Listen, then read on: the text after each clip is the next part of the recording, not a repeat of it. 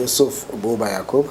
I represent Gombe Hong Federal Constituency from Adamawa State, and currently I'm the Chairman House Committee on Foreign Affairs.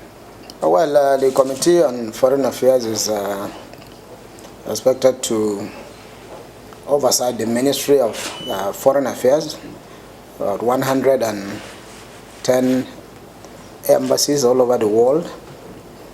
And we also have some agencies, very key and very important agencies under the ministry, like the National Institute of International Affairs, which is supposed to be the think tank that is supposed to mold Nigeria's foreign policy. It's located in Lagos. It used to have over 300 technocrats, but today we have about 85 or thereabout. And we also have the Foreign Service Academy, which is an institute that's responsible for training and retraining of staff of the ministry. Because you know this ministry is key, because the foreign affairs or foreign policy of every country is what molds the country. And the world today, as is popularly called, is like a small village, a global village, that you don't have to lock up yourself within your country.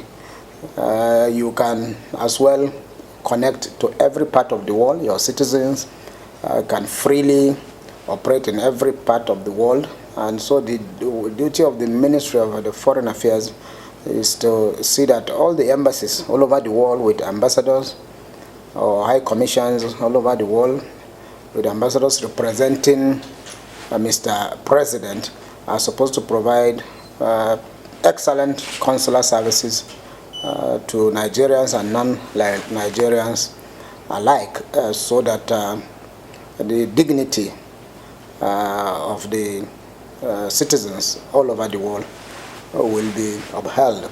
So that's basically, that is the work of the committee, to oversight and make sure that funds are appropriated for the day-to-day running of the ministry and the embassies, and also to make sure that these funds appropriated are judiciously utilized to achieve the maximum objective. If I'm satisfied with what is on ground, with our embassies all over the world, and with the ministry itself and the agencies, I will say we have a long way to go, because one of our major roles as legislators and as the Committee on Foreign Affairs, as I said earlier, is to oversight, to make sure that things are good.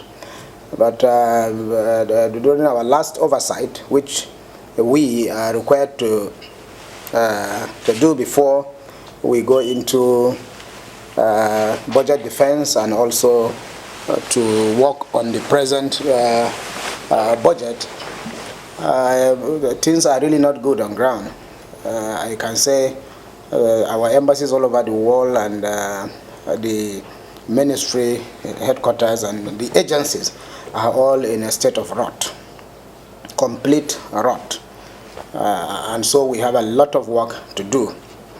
Thank God Mr. President have gone ahead of us to approve a reform for the ministry that will affect all the embassies and everything to do with the Ministry of Foreign Affairs, so that we can bring out the ministry from the present state of rot. But one of them approved a similar reform. And as I speak to you today, that is what we are battling with. We want to put our feet on the ground to make sure that this reform is being carried out. Because there are some resistance here and there, either from within the ministry or outside the ministry, which we will make sure that the presidential approval is not undermined by any individual group of individuals,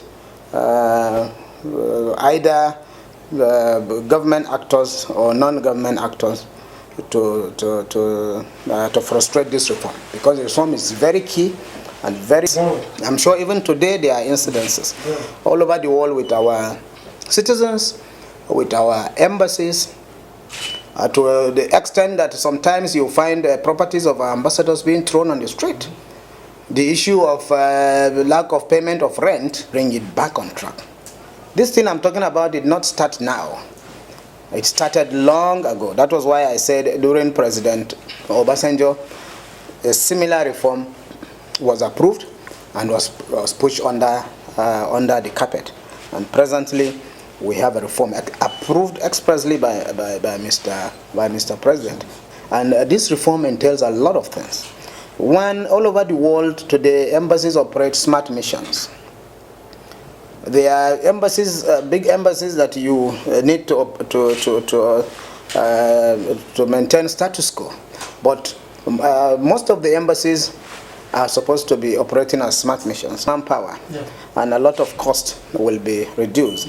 So Mr. President, in his wisdom, has approved that 75 missions should have 1 + 3 staff. That is the ambassador and 3 foreign staff, and then with some few local staff to support them. But remember, local staff are staff that you employ in the host country.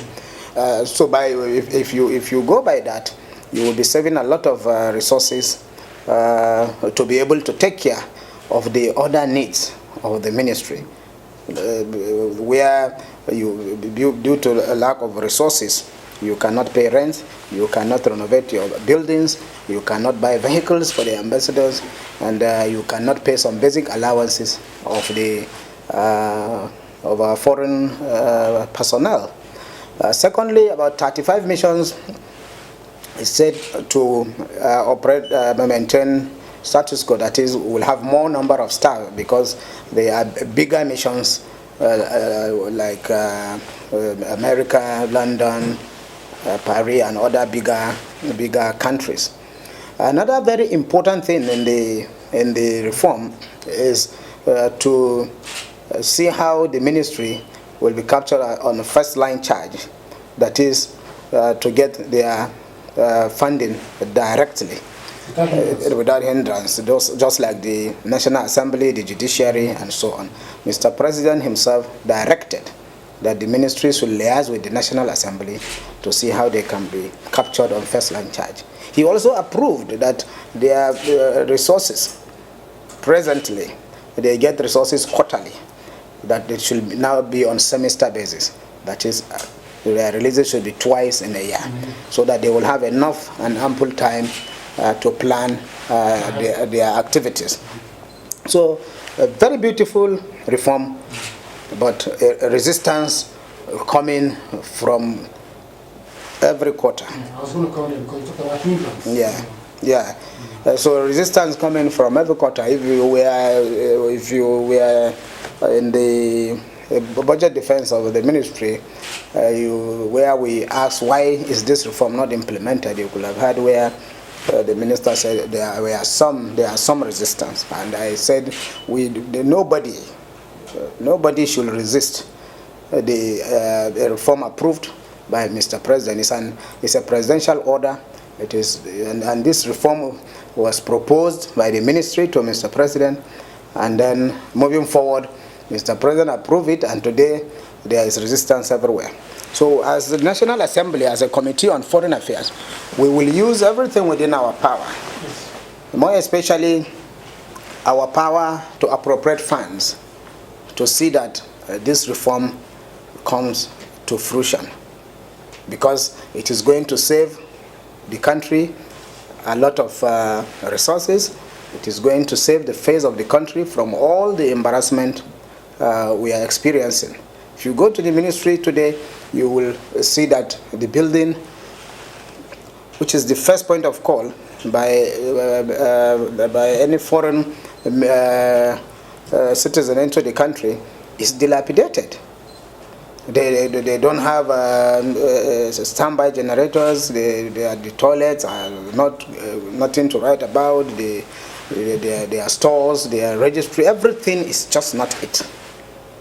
And so to say the truth, we must stand our feet to correct this. So if the ministry, which is the headquarters of the headquarters of the Ministry of Foreign Affairs, is in a state of total rot, where you don't have a functional ICT office in this age, in this 21st century, where a ministry that coordinates 110 embassies does not have a functional ICT unit. Let me even bring it down to the word of the minister when he came for the budget. They don't even have internet services. Internet services.